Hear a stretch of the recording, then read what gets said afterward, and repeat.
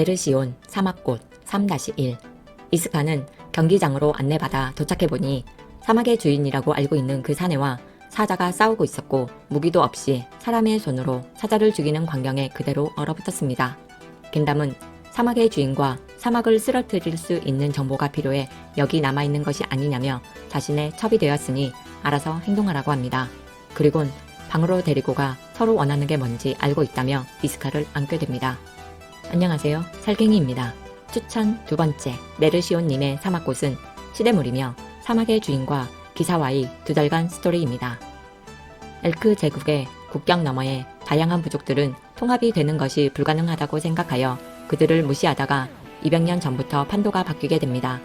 사막의 지배자가 나타나 수십 개의 부족을 통합하여 그들만의 왕국을 만들고 막강한 군사력을 가지고 무섭도록 성장하자 엘크 제국이 사막과의 전쟁을 선포하였으나 돌아온 것은 싸늘하게 식은 황제의 시신뿐이었습니다. 200년이 지난 지금도 사막과 대륙은 1년에 한 번씩 선물을 보내 형식적으로 기묘한 휴전 상태를 이어가고 있습니다. 엘크 제국 황제 벨제크는 사막의 약점인 검은 강이 있다는 것을 알게 되고 황제의 이복 동생이자 최측근 이스카에게 어떤 밀명을 내리고 사신단과 함께 사막으로 보냅니다. 사막의 주인은 이제까지 공물은 밭에 여인은 모두 돌려보냈던 겐담은 이스카를 지목하고 글을 남기고 나머지 사신단은 돌아가라고 합니다. 이스카는 사막에 홀로 남게 되고 이곳에 남아 이런저런 정보를 수집하는 게 더 나을 거란 판단을 하였습니다. 이스카는 경기장으로 안내받아 도착해보니 사막의 주인이라고 알고 있는 그 사내와 사자가 싸우고 있었고 무기도 없이 사람의 손으로 사자를 죽이는 광경에 그대로 얼어붙었습니다. 겐담은 사막의 주인과 사막을 쓰러뜨릴 수 있는 정보가 필요해 여기 남아있는 것이 아니냐며 자신의 첩이 되었으니 알아서 행동하라고 합니다. 그리곤 방으로 데리고 가 서로 원하는 게 뭔지 알고 있다며 이스카를 안게 됩니다. 일어나 보니 침실 바닥에 겐담이 앉은 곳 아래로 천이 넓게 깔려있고 그 위에는 각종 무기와 도구 같은 게 올려져 있었습니다. 칼과 활도 있고 이스카가 처음 보는 묘한 형태의 물건도 보였는데 자신이 새로 개발하는 무기라며 총을 쏘고 개발 중이라 단점을 보완해야 한다며 급히 사항을 이스카에게 보여줍니다. 조금 후 보르쿠 족장을 만나러 간 사이에 첫째 부인 알라나가 찾아옵니다. 밖으로 나가자는 알라나의 말에 설득당해 따라 나갔더니 난간 바로 아래 쪼그리고 앉아서 벽에 몸을 붙인 채로 족장과 겐담의 대화 내용을 엿듣다가 들켜버리고 말았습니다. 알라나는 들켰나 보네 라고 가볍게 말하고 겐담은 셋이서 술이나 마시자고 합니다. 사막의 주인이라는 겐담은 자신을 죽이러 왔다는 위험한 타국의 기사를 옆에 두려 하는 것도 이상했지만 첫째 부인이라는 사람도 이스카에게 다가와 친근하게 대해주자 이스카는 셋이서 술을 마시다가 바로 취해버렸습니다. 이스카는 사막에 머무르면서 갈 곳이 없다 보니 겐담을 멀리서 따라다니게 되었습니다. 성 안에 있는 서너 명의 어린 소년들의 검을 가르쳐주기도 하고 아이들의 머리를 하나하나 쓰다듬어주며 간간히 전사들과도 허물없이 지내고 있었습니다.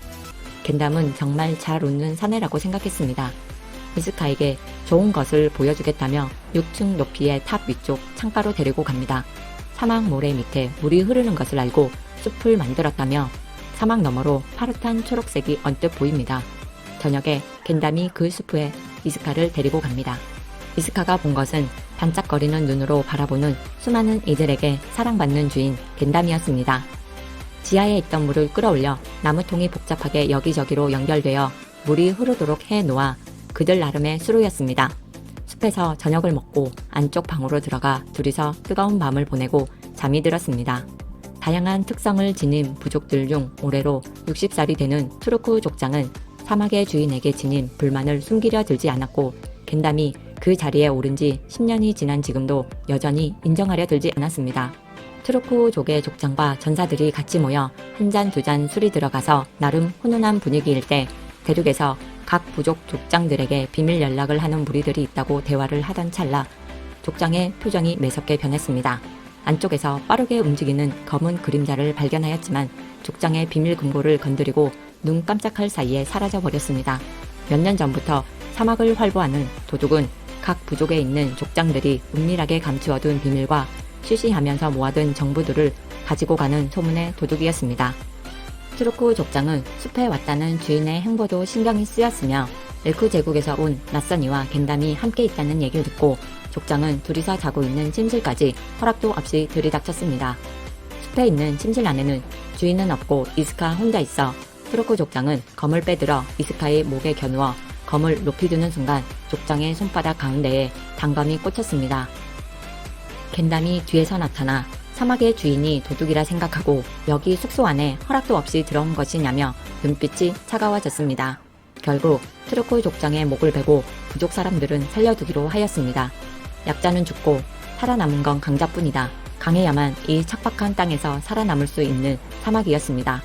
궁으로 돌아가는 마차 안에서 이스카는 겐담의 발목을 감고 있는 검은 천 안쪽에 묻은 말라붙은 흙자국을 보았습니다. 이스카는 사막 생활에서 적응하게 됩니다.